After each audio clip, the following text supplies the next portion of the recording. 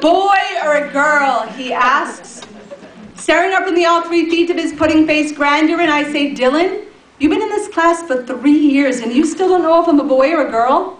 Well, then at this point, I really don't think it matters. Do you? No. Can I have a push on the swing? And this happens every day.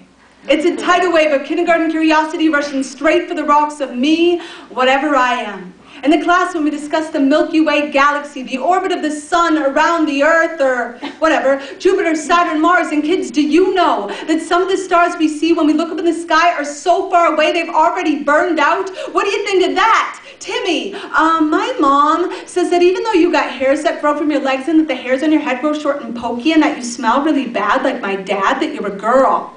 Thank you, Timmy. And so it goes. On the playground, she peers up from behind her pink powder puff sunglasses and asks, do you have a boyfriend? And I say, no. And she says, oh. Do you have a girlfriend? And I say, no. And she says, oh.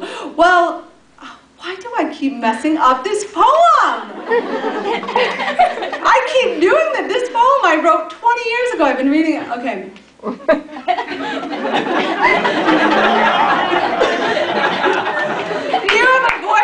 Gosh, maybe I'm questioning my sexuality. But if some miracle 20 years from now I ever finally do, then I'll definitely bring her by to meet you. How's that? Okay. Can I have a push in the swing? And that's the thing. They don't care. They don't care. Us, on the other hand.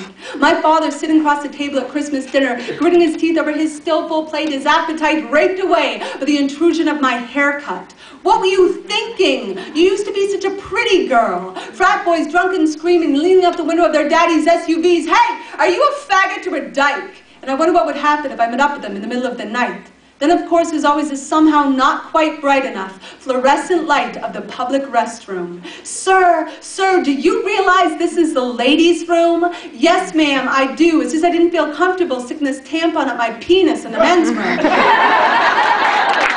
the best is always the mother at the market, sticking up her nose so pushing aside her child's wide eyes, whispering, don't stare, it's rude. And I want to say, listen, lady, the only rude thing I see is your parent and parental hand pushed aside the best education on self that little girl's ever going to get, living with your Maybelline lips, Stairmist to hips, synthetic kiwi, vanilla smelling beauty. So why don't you take your pinks and blues, your boy girl rules, and shove in that cart with your fucking issue of Cosmo, because tomorrow I start my day with 28 months and know a hell of a lot more than you. And if I show up in a pink frilly dress, those kids won't love me any more or less. Hey, are you a boy or a... Oh, never mind. Can I have a push on the swing? And someday, y'all, when we grow up, it's all gonna be that simple.